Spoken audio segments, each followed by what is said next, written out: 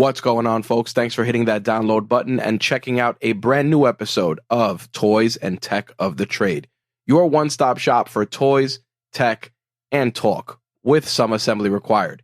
I'm your host, Rich, and if this is the first time you're checking out an episode, first of all, welcome. Second, a bit about what we do here. Toys and Tech of the Trade is an interview series where we sit down with entrepreneurs, content creators, and just awesome folks that are on our radar to discuss the gadgets, the gear, and the tech that they use to run their business, create content, and more importantly, be more productive. Now, when it comes to the toys aspect of the podcast, it's very easy to think it's just about action figures or Funko Pops or Gundams or things like that, but we embrace toys here in a more general sense, whether it's someone that collects jet skis or vintage cars or a knife collection. Everyone's definition of toys is different, and we love to embrace that more general definition here on this podcast for a few reasons. Number one, it allows us to connect with our guests on a more personal level. And number two, it allows us to break up a lot of the business and entrepreneurship talk that is the driving force of the conversation for this podcast.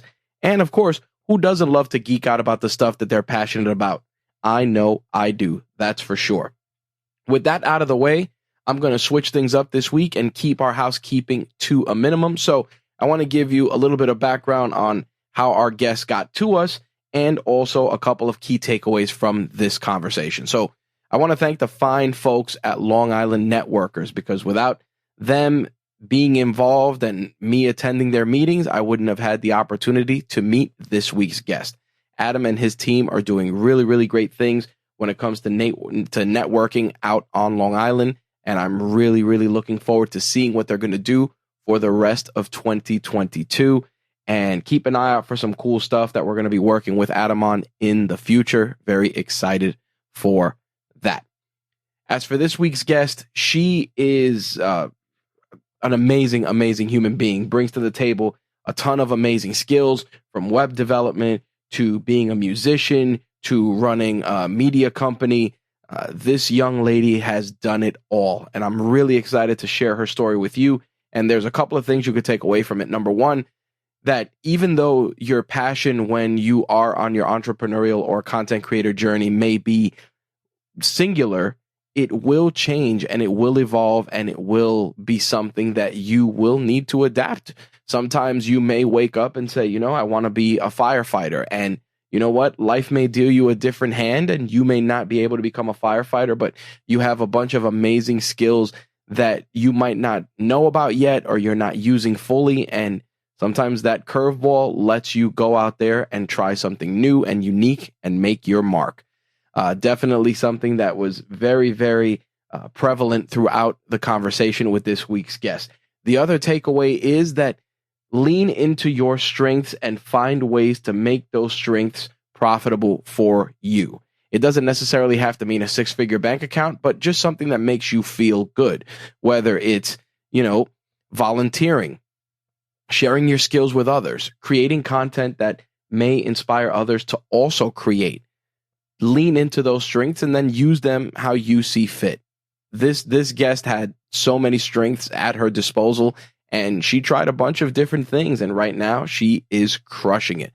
So I want you folks to take those little anecdotes away from this conversation, and of course, much more. Enough of my yammering. Let's turn it over to this week's guest and learn about the toys and tech of her trade. My guest this week is entrepreneur, web designer, and all-around creative talent, Sarah LaValle. Sarah and I connected mostly through Long Island Networkers, but with all the work that she's putting into her brand, I'm shocked we didn't connect sooner. We're going to sit down and break down the toys and tech of her trade. Sarah, what's going on? How are you? Hey, Rich. I'm great. How are you? I'm very excited that we got to sit down and discuss so much of the work that you're doing. Obviously, there's so many creative aspects and so many layers to what you do. You're a web designer. You do branding services for small businesses and startups.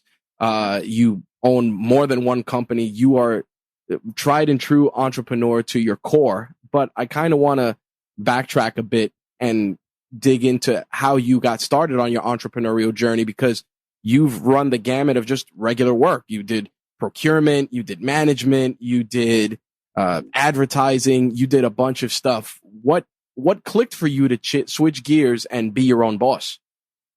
So I remember the day, and I was sitting in my cubicle, and this is after working at my second corporate job.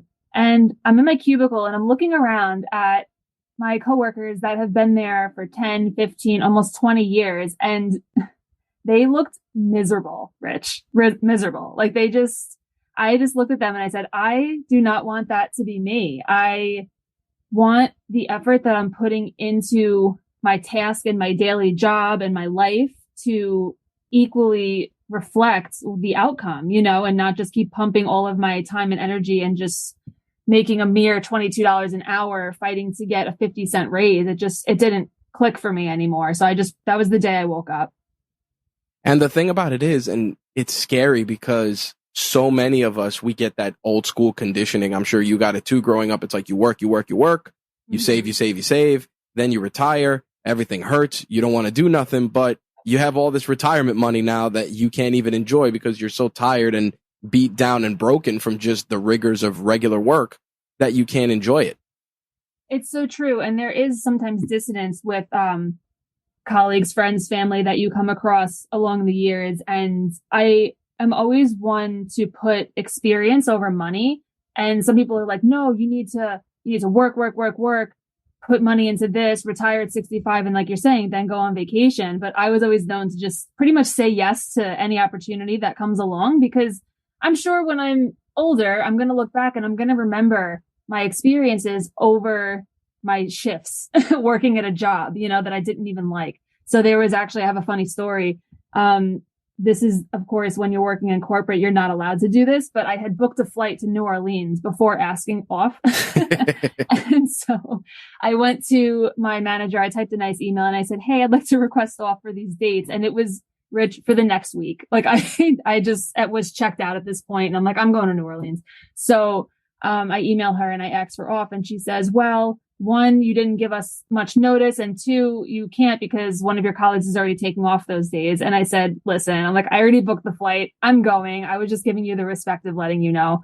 And that was it. She's like, don't ever do that again. And I'm like, okay, by the way, I'm also leaving. There you go. That was like the next conversation. So yeah, I don't know. I just believe that you just need to do your thing. And if you feel in your heart and soul that you want to experience something, experience it.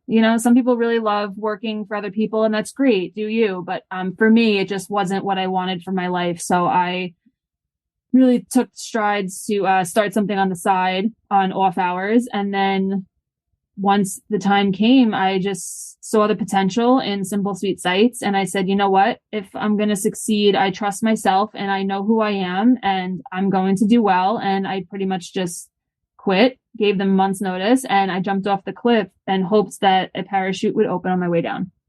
That is tremendous. Kind of going back to that a little bit and unpacking it a little further. What did you want to be when you grew up, when you were a kid? It shifted. So when I was younger, I've been playing viola since I was 8. And that was always a passion of mine. And I'm still unsure why it was in my life for so long. Because I actually did end up going to college to be a music performer. I love playing in pit orchestra. I love playing in weddings during the ceremony. It just lights me up. I love.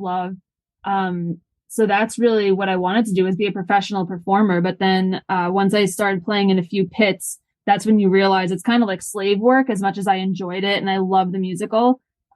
It's just hours and hours and hours of rehearsal time. And then you're just playing the same thing over and over and over. And on top of it, you are crunched into this little hole in the floor with no air and no room to even move your bow.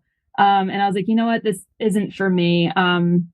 It's like a struggling artist thing. So I feel like if you're not going to be professional on Broadway, it's not really, lucrative. Interesting. Make a career out of that. Yeah. That's interesting. It's funny because when I was growing up, my mom wanted me to learn the drums, and I just I'm not musically inclined, but I've always had a fascination with the violin. I've always liked the violin. So it's interesting, like, to hear your story and see that there's all this underlying creativity that was essentially stifled by the 9 to 5. And then you made that conscious choice to unshackle yourself and, like you said, just jump off the cliff. It's very admirable.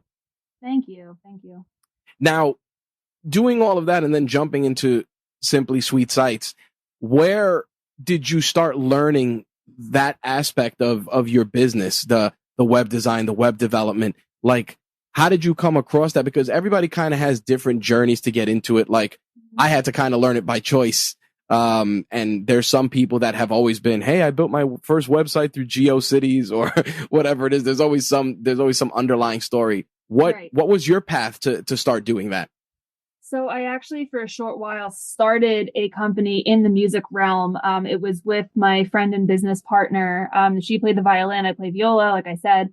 And we started a music entertainment company where we would play for weddings. So I had to learn how to make a website for that because I felt I was capable. So I was like, let me just learn the program. And then I also started a blog with a friend and I made a website for that. And then as I was networking the music company, I met other business owners that needed website help.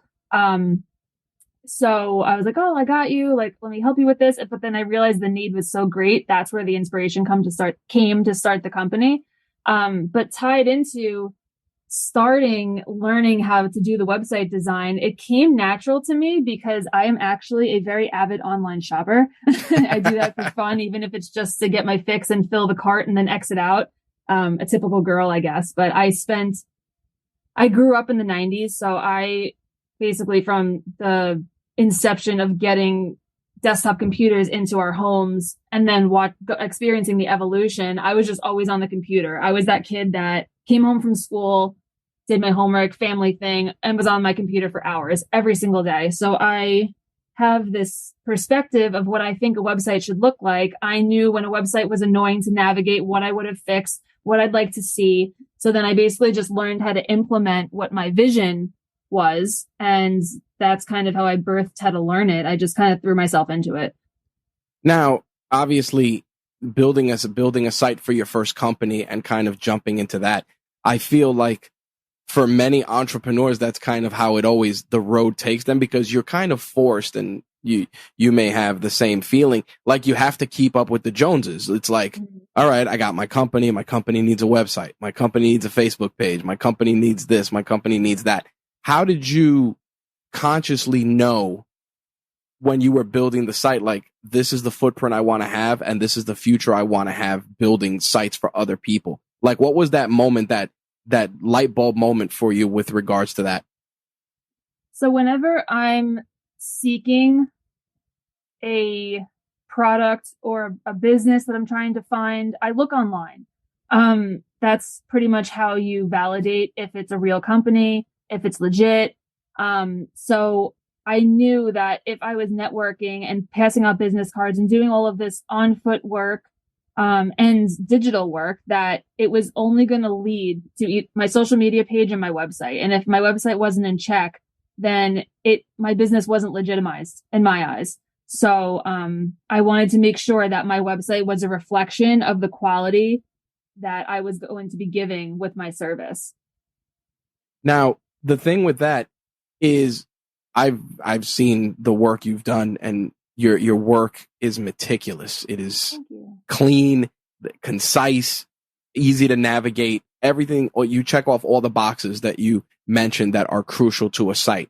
And the thing about it is that you're not using the tried and true web development tools. You are a Wix website builder. And the thing about it is that there's a stigma with that. And you and I talked about this off air about Wix and Squarespace and some of these more turnkey options. But I got to tell you, all jokes aside, and not bullshitting you in the least, when I saw it, I was like, this is a Wix site? Get out of here. And I was truly, truly impressed. Talk me through that, because like I said, there's always been like that stigma with those turnkey options. You know, what did you do to differentiate your offerings from that? Because people had that preconceived notion of, oh, it's a pre-built site. Definitely. So they do have templates, just like the other ones do, Squarespace, Shopify. But Wix allows for so much more customization because it's more of a drag and drop platform. So rather than it being a plug and play and you being forced to swap out the stock image for your image and this is where it is and that's it, you can actually drag and drop to the pixel where exactly how big you want something to be, the width, what location and space where you want it. The animations are so fun. So it just allows for so much more freedom and it doesn't force you into an element or a place on the site. And that's how I'm able to customize the websites. So sometimes you can use templates, which a lot of designers do as inspiration. But what I found as I became more familiar with the program over the years is I would just start with the blank site or I'd start with the template and end up trashing the whole thing anyway, because I had my own vision for it. So Wix allows that freedom to, if you're not really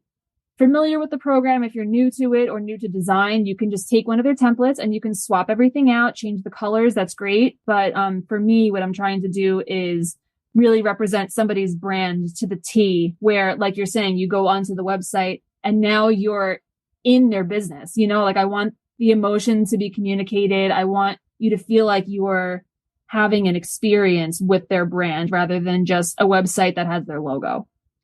And I think that's that's a point that a lot of businesses miss. They figure, oh, I'll just use GoDaddy website designer or whatever thing they give you when you buy a domain, and then they just hope for the best.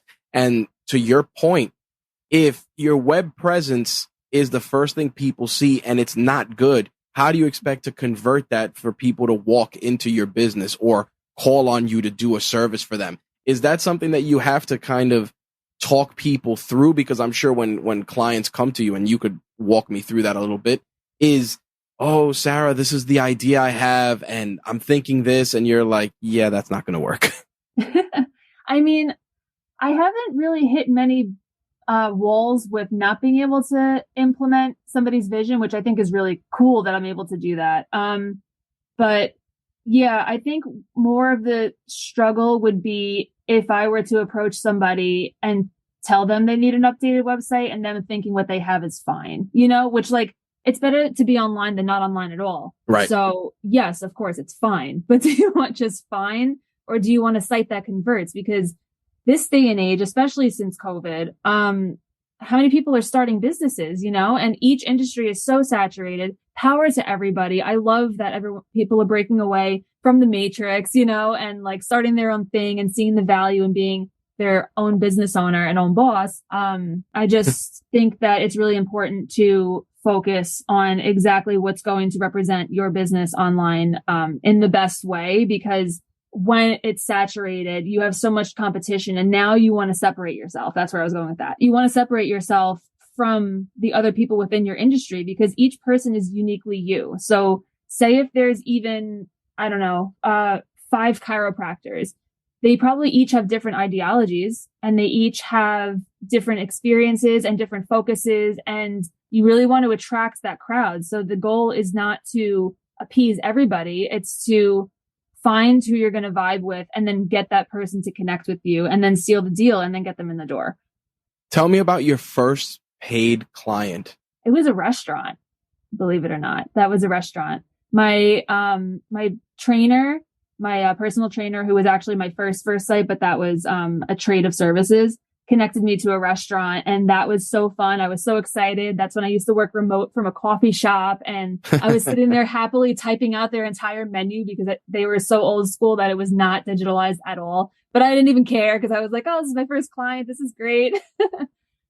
Now, when you got that first client and you closed it and you delivered that first site, and they were just like, man, you know, Sarah, this is great. This is amazing. Yeah. We love it. Tell me about that moment, because what happens is sometimes when people have those moments, they don't relish them and realize, like, this is what I should have been doing. How was that for you that first time when they were like, man, you know, you killed this. This looks great. That was the validation I needed that I was on the right track.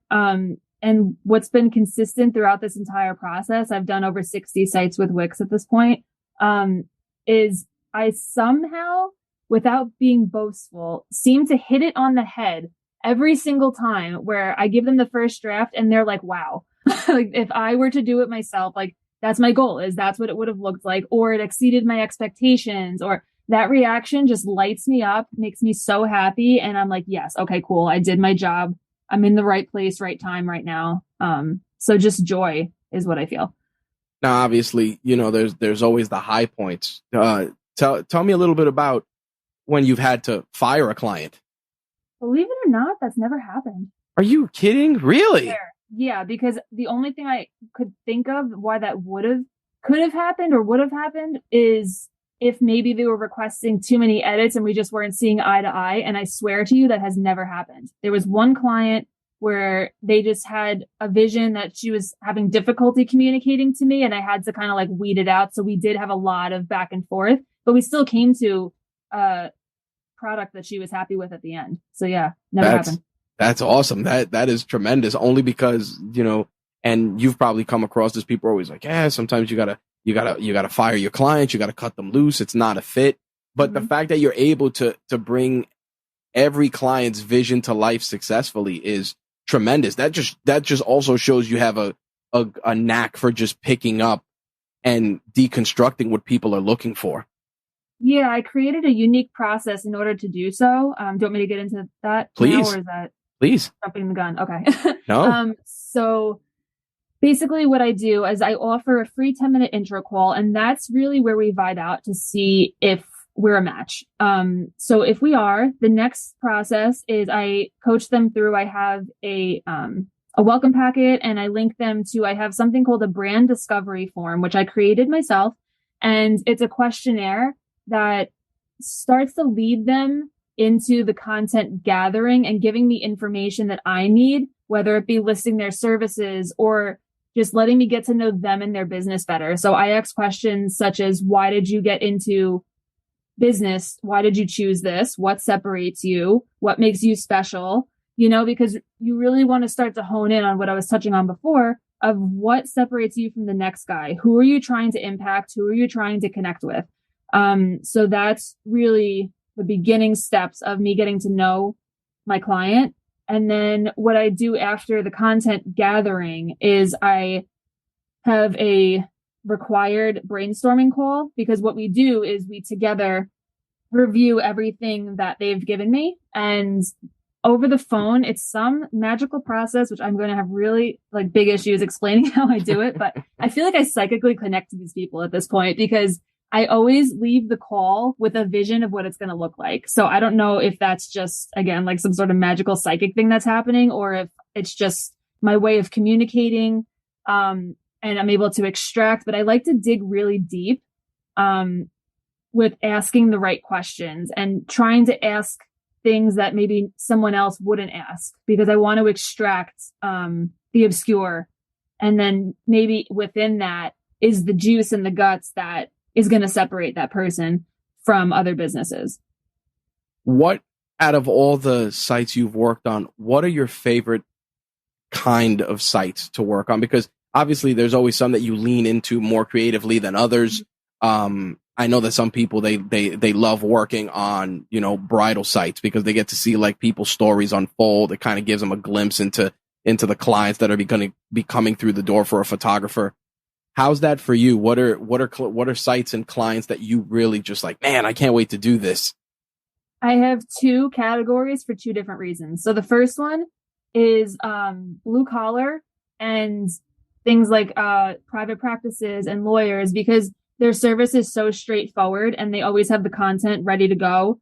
And it's a quick, easy site for me to flip and still make very unique. But on the flip side, I also really love working with artists, which for me, I'll consider an artist like a photographer or even someone that does hair.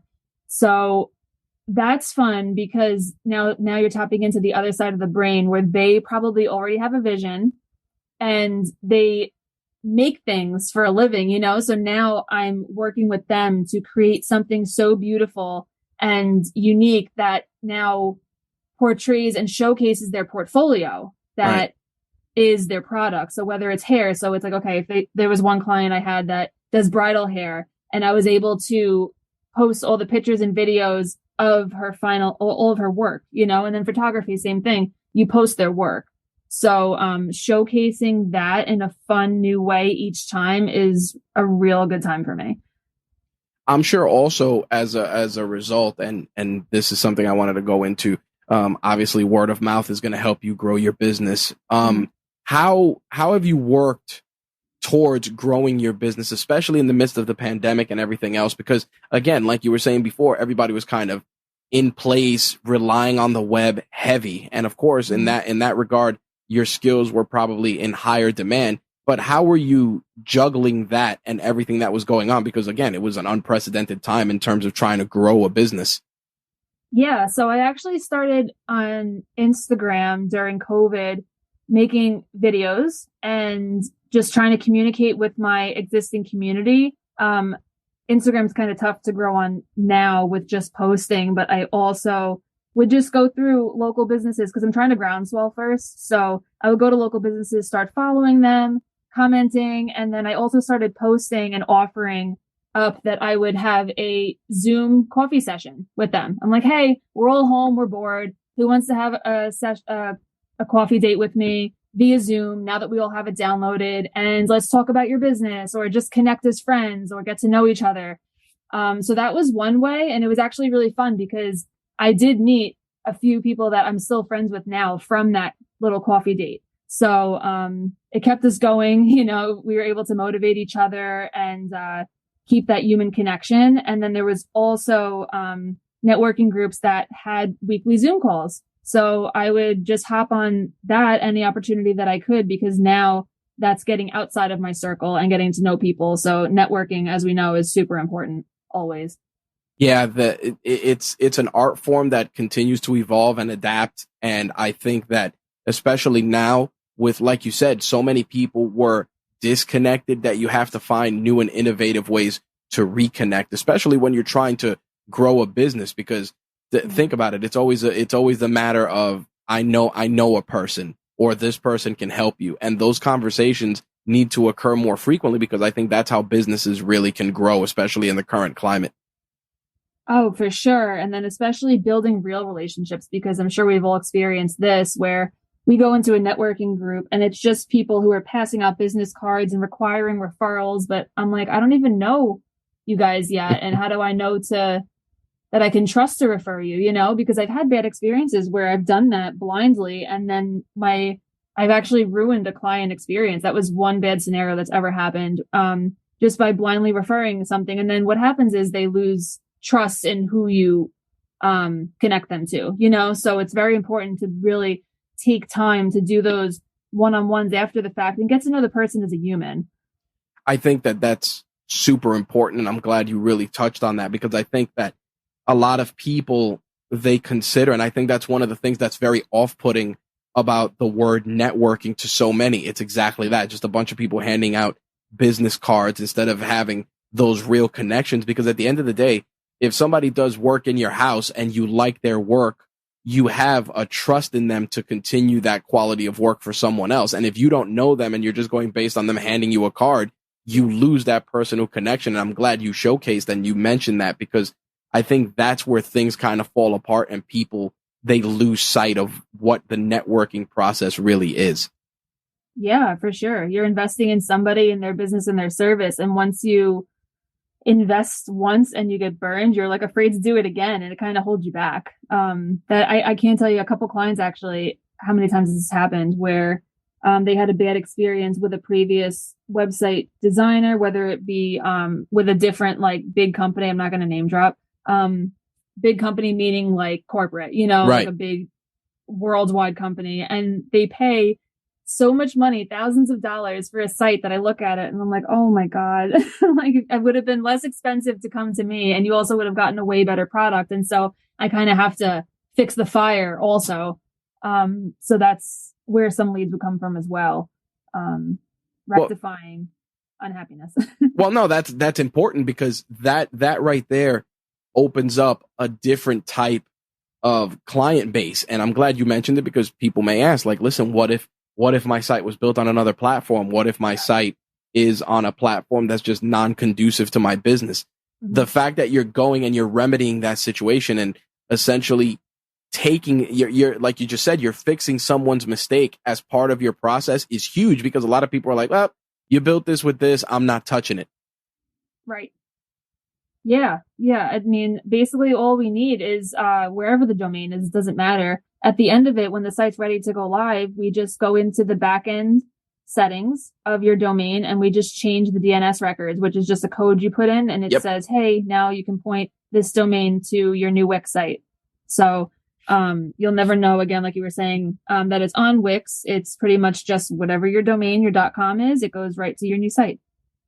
Yeah, that white labeling is important. And I think that that's one of the things that when I saw the sites you did, I'm like, wow, you like I said, and I don't mean it I don't want people to consider it in a disingenuous, but it's like, listen, there's no watermark, there's no branding, there's no nothing. Like, this is 100% perfect, completely self-made. Like, again, like you just said, you wouldn't even know that that's the case. And I want to keep driving that point home, because I know a lot of creators, they listen, they ask questions.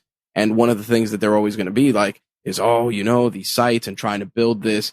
Yes, you can build a site and spend $10,000 on it, but is the $10,000 going to bring people in the door? Because it doesn't matter at that point. I'm sure you've run into sites that are beautiful, but they convert zero. Right. And vice versa, where it's ugly and that it still doesn't convert, it's, there's of course so many layers that go into it too. And this could just be a whole nother conversation, but even regarding SEO, like there's a lot of, on page SEO that we can work on, that I've had my clients call me and we didn't really do much extra SEO work and they still say they're being found on Google. I'm like, that is so cool. So I really make sure that, I keep the goal in mind of wanting the site to convert, because, that's really the ultimate goal. It's having call to actions. It's having a site that's easy to navigate, because our attention spans are so short as we're evolving through this digital space, which I blame Instagram being the original reason for our nonstop scrolling. Where if you don't get their attention within the first 2 seconds, this is a statistic, they're gone. Yep. We have monkey brain, and our attention span, another statistic, is we have a shorter attention span than a goldfish. A goldfish, I think, is at like 7-8 seconds. We're at 6. That's crazy.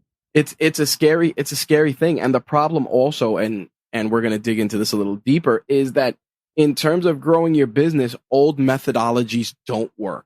And I think that people, they kind of become married to, oh, I gotta write here, and I gotta do this, and I gotta have a newsletter, and I gotta do that. And it's like, yeah, all of that stuff is great, but all of that stuff becomes things that you're shackled to, that you have to babysit. And then you're so immersed in doing that your product suffers, because you're so busy trying to be plugged into every other site. How do you personally overcome that? Because, we were talking about your journey, your work on TikTok, your work on Instagram, LinkedIn, etc. How do you know, or how do you prioritize what you feel is best for you to grow your business? So I actually like to go by the ideology of good enough, like as long, like I was saying before, as long as you're online, that's good enough. But it's your choice to choose to focus on something and take it to that next level always.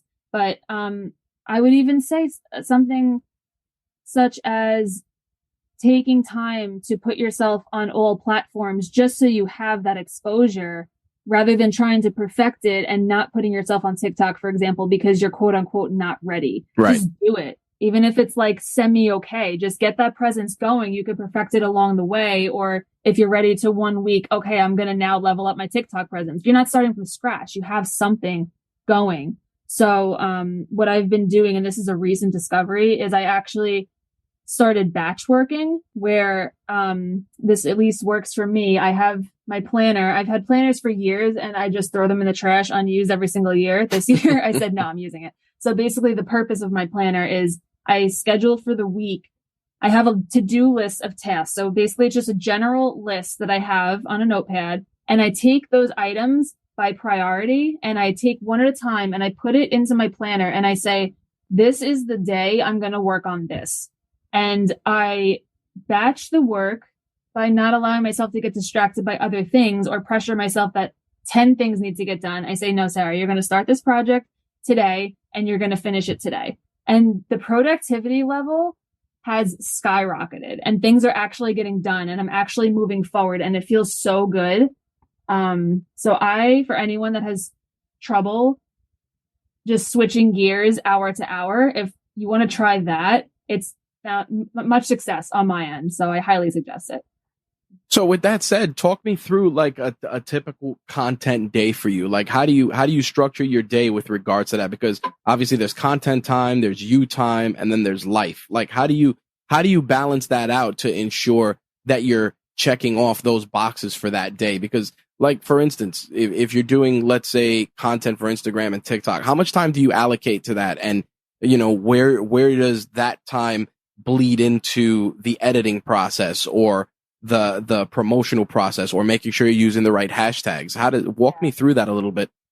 So I'm all about adaptability and I very much work on the fly a lot, which is, I know, not recommended by most. I actually began prioritizing life and what needs to get done. So say if I wanted to go to the gym and take a Pilates class, like I'll say, okay, that is at 8:00 and you can't move that because it's a scheduled class. Now what else needs to get done today? And I'll fit it in. So, what I apply regarding content with the batch working is any of those text images, which you've seen me post. Yep. I have been preparing those in advance. So I'll have on Canva the file with like the multiple slides of all of my posts. And then I have a coinciding Word doc that I say slide 1, slide 2, slide 3, and I type out all the captions. So you can go into business.facebook.com and actually schedule on Instagram and Facebook all the posts. So I do it one at a time because I don't know when I'm going to be creating my reels because those are the ones that I do on the fly. So I don't post like all 10, for example. I'll do it the day before or the morning of because I say, okay, I'm ready to do a reel today. And then I'm going to want a text post next. So this is my time frame. Regarding reels, it's the day I feel like doing my makeup. And then I've just pretty much been either feeding off of the text posts that I've been doing, or I actually have been utilizing OneNote, which I'm obsessed with. Do you know what that is? Yep. Microsoft OneNote. That's how I used to originally do my show notes. Okay. Yeah. Obsessed with it. It's just organize my thoughts in such a way that I didn't realize I could. Every time, like, I don't know when you feel most creative, but for me, it's like when I'm relaxing, when I'm in the shower, when I'm driving, and like I started to forget. I'm like, oh, I had a really good idea in the car before, but what was it? And then it's gone forever. So I now utilize OneNote to just keep a list of all the reel ideas that I have. And then so when I'm ready to record a reel, I just go on there. I say, okay, what am I inspired to record today?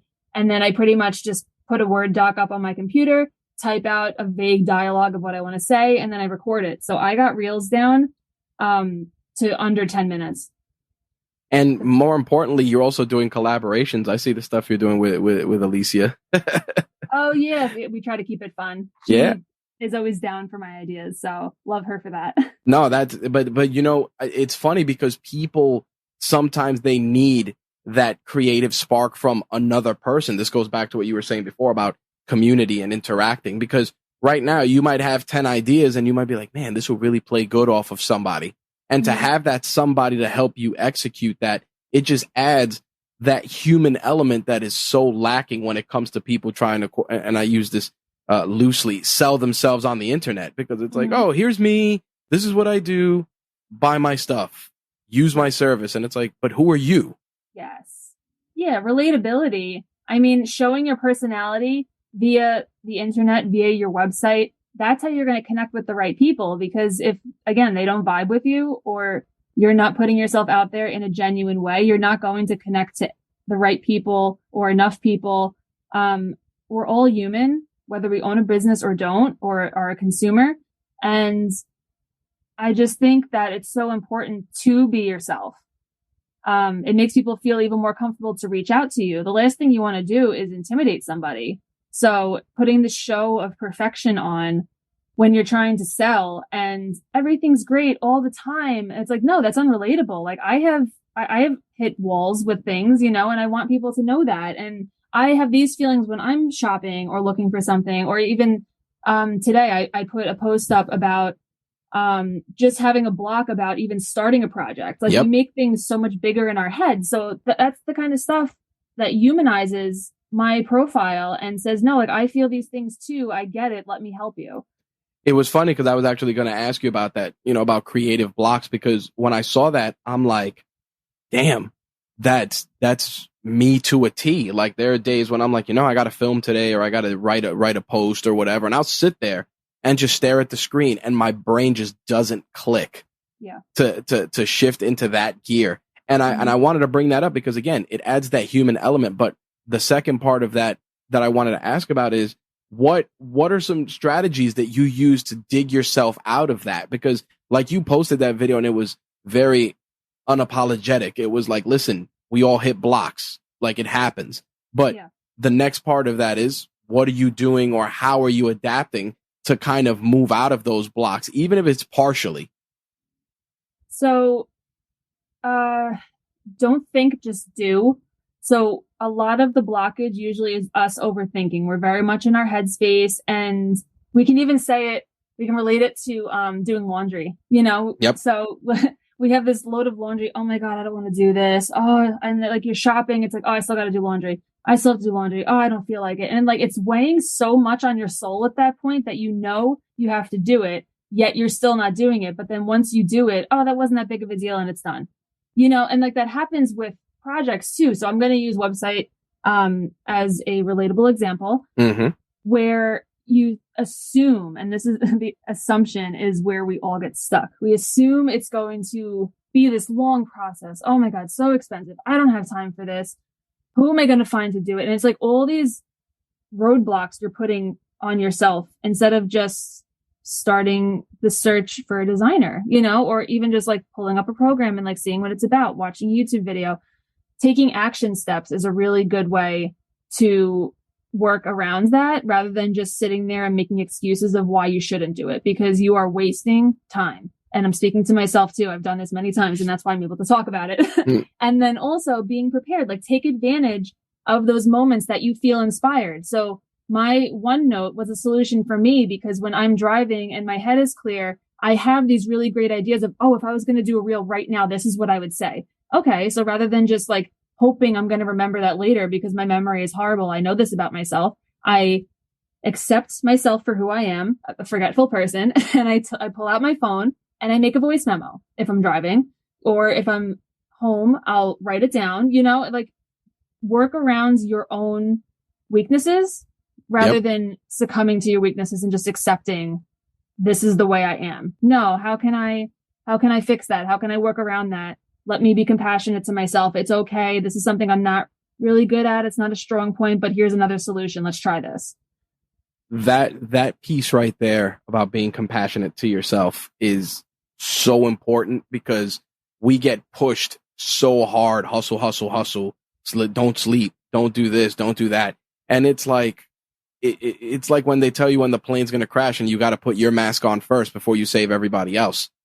And people kind of lose sight of that. And I'm glad you brought that to the forefront, because I think that's where people they lose that motivation, because they're like, but what about this? But what about that? Like you just said, it's like, hey, I'm going to do a video today because I did my makeup today. So since I did my makeup and I look like $1 million, today is the day where I'm going to do 5 videos because I look like $1 million and I feel good, and it's going to come through in my content. Yeah. Expectations just leave room for letdown sometimes. It's good to push yourself and say, I want to be here and have goals. But I think there is a big difference between that and having unrealistic expectations where you're just setting yourself up for failure. That is a perfect way to dovetail that and really hone in on more about what makes you tick, which obviously is going to take us into the hot seat, which is our series of rapid fire questions, deconstructing not only our conversation that we've had, but just knowing you as a person. So I kind of want to start on the creative side when it comes to web design. So I know you mentioned you worked in a coffee shop. Do you prefer sitting on your couch with your laptop, or do you like sitting at a dedicated workspace to be creative and get your work done? I love working at my desk. I have string lights everywhere, and I put my white noise on and I just go at it. Nice. Are you laptop or full desktop setup? Both, but I prefer my iMac. Really? Yeah. Why more so than the laptop? Do you just feel that it keeps you tethered, like you said, to that creative space? No, bigger screen, more comfortable to work. Nice. Obviously, Wix is one of the programs that you use, but what's one of your other most used programs on your iMac? Canva. Yes. People sleep on it so much. I was one that I was like, I don't need this. I have Photoshop, I have this, I have that. And I'm like, wait a minute. Obsessed with it. Yep. More than 10 solutions. It's amazing. Yep. Like I was like, man, I actually got to pay for this now. Yes. Oh, so worth it. You have to upgrade. What are 3 mobile apps you can't live without? Definitely Instagram. Oh my God, I'm looking at my phone. Can I cheat? I don't know. I don't really use my phone that much. Yeah, I guess my social apps. I use Instagram, Facebook, and Snapchat the most. Wow, what's kept you using Snapchat? Just people or friends? Yeah. Nah, gotcha. Only it's funny. I still have Snapchat and I use it for the news. Oh, really? I see. I never swiped to that screen. Like I read like the Daily Mail. Yeah. And I'm like, man, this is a great way to just consume the news because it's nice and easy. It's not too crazy, and obviously they try to be a little bit more loose with the way they project the news out there. And I'm like, oh, this kind of works. That's interesting. Yeah, I actually never swiped to that screen, but I know some people that do. What's your favorite piece of tech besides your phone or your computer? I don't. I really don't. I just bought, this is going to be a funny story. I just bought an iPad because I needed it for tax write-offs at the end of the year. And I validated all these reasons of why I needed this iPad. I'm going to start recording videos, which I am still holding myself to that on the iPad because it's new, improved. I'm going to start using Canva on it. No, I think I touched the thing, Rich, like 5 times in all of 2022. You want to laugh. I have a iPad and I have the Apple Pencil and stuff. And I'm like, man, I should be using this more because I keep like a Kindle, I mean, it's weird, but I keep a Kindle in the bathroom and I'm like, man, what am I going to use? What am I going to use this iPad for? And then I realized I'm going to use it to take notes because I had 1,000 notepads thrown through all my office. Yes. And I'm like, just leave the iPad there charging and open up Apple Pencil, have the Apple Pencil and just write. I like that. And it got like the most use possible. The other thing that's actually good, it is great for editing video. LumaFusion on the iPad and CapCut on the iPad, outstanding. Interesting. All right. So then if I hold myself to recording on the iPad, I'm going to have to get those apps. Well, what you could do is if you're out and about and you're recording on your iPhone and you don't want to be stuck to it, then you could just airdrop it to the iPad and then edit there. Mm-hmm. I like it. There you go. There you go. That way you don't have another thing to look at. Yes. And it's bigger and easier for my eyeballs. That's important. What was the last thing you looked up on YouTube? Probably a music video. I'm obsessed with Ariana Grande and Billie Eilish. So music makes me happy. So nice. Yeah. So you consume your music through YouTube or do you use Spotify or some other streaming services, or is YouTube like the better option for you? I use Spotify for mostly everything. That's most of my day actually, and I have my own custom playlists. But I do like certain artists live, so I like listening to their live sessions. So that's a YouTube. Awesome. Does music play in the background when you're working? No, actually, I don't.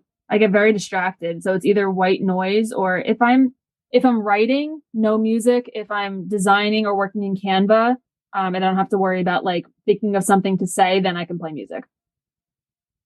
What was the last thing you purchased that was less than $100 that made your life easier or just more enjoyable? And the beauty of this question is it doesn't have to be necessarily a physical thing. It could be an experience, which I know you appreciate. Oh, goodness. Food. Food is never a bad thing. Yeah, last night, so my boyfriend owns a construction company and he was working late and then I was just busy all day. And I was like, if I could just not cook today, that'd be great. So we ordered Greek. So that made me very happy to not have to cook. What's your go-to dish when you order Greek food? Pita. Nice. I like the gyros. Nice. Yeah. All right. Obviously it's toys and tech of the trade. So, what was your favorite toy growing up? The computer. I was hesitating because I'm trying to think of a toy because I was always on the computer. I loved computer games. And I also, so The Sims, oh my God, Man. so many hours I'll never get back Yes. to that game. Yes. And, like if work wasn't a thing, I'd probably still have that game. I love it so much. And then I actually am obsessed with the Nintendo 64. I still have it, and I do like the Switch, but I will pull out my N64 any day. Nice. What was your favorite game on the 64? 007. Oh man, there's so many rumors that they're going to remake it, and I'm just like, please do. For the Switch? Supposedly actually they're going to try. I think because the parent company was bought by Microsoft, it's going to come out on Xbox, unfortunately. I'll still play it. It was so good. It's like the music. Oh, you killed the guy with Odd Job with the hat. And the paintball. Oh my God, I had the whole thing unlocked. So. It was so insane. Yeah. What was the last book you read? Let's go to my Audible. I actually just finished Rich Dad Poor Dad, because not everyone learned about finances growing up. So. Hell no. I tell people all the time, like, when you go to school, they prepare you for everything except the real world. Yeah. No filling out a W-2, no learning anything about opening a bank account, nothing. Just good luck, guys. Here you go. Exactly. And then before that was Big Magic by Elizabeth Gilbert, the same one that wrote Eat, Pray, Love. Okay. And that is really great for artists because it helps you get through artistic block. So anybody feeling that, I 100% recommend Big Magic. I found it by many people recommending it to me, so I'm passing that along. Nice. What was the last TV show you watched? Big Bang Theory. Really? Yeah. You know, as a nerd who collects all the stuff that's big on that show, people are like, you're going to love that show. It's right up there for you. I'm like, I tried to sit through like a season. I'm like, no, I can't do it. Really? That's how I feel about The Office. Another one that I just couldn't do. My wife loves it. I'm like, can't do it. More so because I lived it, you know? Like, right. Oh, man. What's a non-negotiable for you when it comes to your business? Personal time. Nice. What is something you changed your mind on in the last 12 months? How much I teach yoga. Really? Yeah. Didn't know you did that. See, learned something new. Yep. I'm allowing more classes now. At first I said, nope, only teaching one class a week. And I actually just added a bunch of privates. So that shifted big time. Outstanding. What's something you splurge on when it comes to business or personal development? I think programs. So like I use Salesforce. That's a pretty big expense. If I need some sort of technology like my computer, it's easier to build a site on a computer that actually runs quickly. So I didn't hesitate upgrading my iMac. What's a piece of career advice you would have told your younger self? That you can self-learn more than you realize. Nice. How do you handle failure, and how has that changed over time? I used to be really hard on myself. I'm a perfectionist by nature. And now I'm more accepting of the development portion of things, so that beating up myself will come up sometimes, but I can hone that in a lot easier. And again, the self-compassion, just, it's a journey and there's no such thing as perfection. What's a piece of professional advice that you've received from someone or you read somewhere that you use or rely on for your business? Well, this one's fun. So my first boss, he actually said, cause he used to work and live his life in just like gym clothes. And he's like, you don't need to portray yourself with certain clothes that don't match your personality just because you're trying to look important. He said, you don't need to dress important to be important. Nice. What's something or someone that makes you laugh? My dog. Nice. Very cool. Yes, I've seen your coworker in your Frenchie. Yeah, I love him. He's 1 year old and the best coworker. Outstanding. Snoozing right now. Nice. So we usually wrap up the conversation with what I'd like to call Reach One, Teach One. It's the last piece of actionable advice for our listeners, and we frame it differently for everyone. you're asked to speak to a group of high school seniors that are going to go out into the world and embark on their careers, college, etc. What's one piece of actionable advice you'd give them before they head out into the world? To take time and put resources and time into self-discovery. So whatever that means for somebody, rather than trying to move forward in life with a decision that appeases other people. Really take the time to learn who you are, what you love to do, and what you're passionate about. And also take time to, again, self-teach and learn more about that subject. We have this really unrealistic expectation recently that we're already meant to be good at something, but maybe we're passionate about something that we haven't quite learned yet. So to take the time to learn and try something new. And just because something feels right now doesn't mean it's going to be right forever. So just take one chapter of your life at a time for what it is, and treat everything like a learning experience, because something you're doing right now, you're not really going to realize how it's going to benefit you until the future when you utilize that skill. So even if it seems like a silly job or I'm not making much money, if it's an opportunity, just take it for what it is and learn everything you can. Squeeze the juice. Awesome. That is a great way to close things out. Sarah, where can people keep up with you, the work, and any other projects that they may have in mind that they may need to hire you for? Yeah. So, walking the talk, everything's consistent. So simplesweetsites.com. I also have Instagram, Simple Sweet Sites. My email is inspire@simplesweetsites.com. So all of those are great ways to contact me. I'm responsive on all platforms. Awesome. Sarah, thank you for taking the time to share the toys and tech of your trade. Thank you so much for having me. What a great conversation with Sarah. Sarah's just such a badass, superhuman person. So many great things, so many awesome gems that you could take away from this conversation, whether you're an entrepreneur struggling to find your way or someone that just happened to pivot and is looking to start a career in the creative space. There's a lot to unpack from this conversation. And as always, there's so many ways that I learned so many other valuable things that I can add to my business and my toolkit to make the work I'm doing better.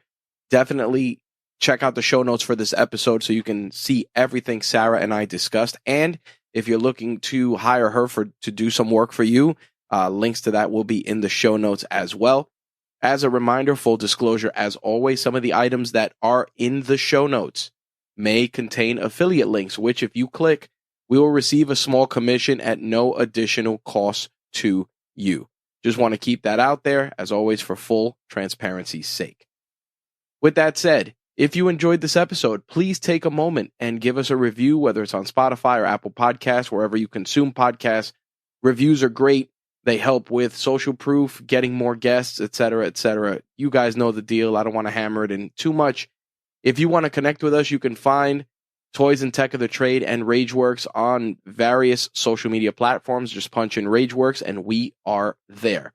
The RageWorks Podcast Network actually has 2 dedicated social media accounts, one on Instagram and one on Twitter. So if you are jonesing for more podcast type of content or want to connect on the podcast side of things, feel free to reach out via those 2 platforms, which we usually manage fairly frequently. Most of the time, I'm a little bit more hands-on with those than some of the others. But either way, if you have a question or inquiry and you're using one of those and those accounts are accessible, feel free to reach out. If you'd like to be a guest on a future episode of Toys and Tech of the Trade, shoot me an email, rich@rageworks.net. You can also use plenty of the podcast booking services that are out there. You can find Toys and Tech of the Trade there as well. Plus, I'm also doing some podcast guest appearances, and you'll see links for those throughout the RageWorks Network website. So if you want to see me yammering on about podcasts or hear me yammering on about podcasts, definitely check out the site for that as well. I hope you guys enjoyed this slightly tweaked episode of Toys and Tech of the Trade. We got so many great guests in store to take us through the rest of the fall season into the winter and hopefully to close out the year. By the time you folks are listening to this episode, we should be right around the end of Labor Day, heading into, for some of us, back to school, some of us the end of a holiday break. And I hope all of you had a great summer, and I'm looking forward to sharing so much more content with you for the rest of the year. Thank you guys for checking out this episode, and I'll see you in the next one. Peace.